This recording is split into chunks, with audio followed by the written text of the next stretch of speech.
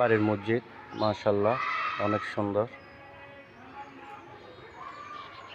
এটা হচ্ছে মসজিদের পুকুর।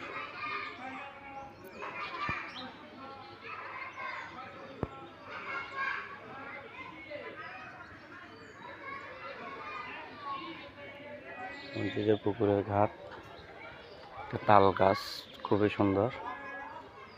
এটা মসজিদের সামনের ফ্রন্ট সাইড।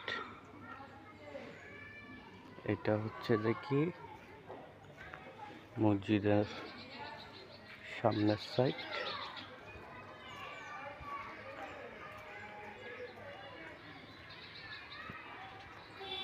এটা হচ্ছে মসজিদের নাম।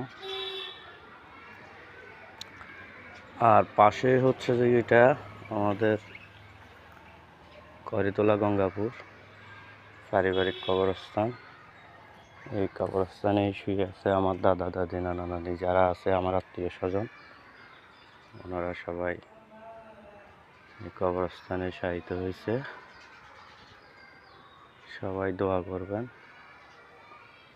আল্লাহ তাআলা যেন ওনাদের সবাইকে বেহেশত নসিব করে। মসজিদ আর কবরস্থান পাশাপাশি।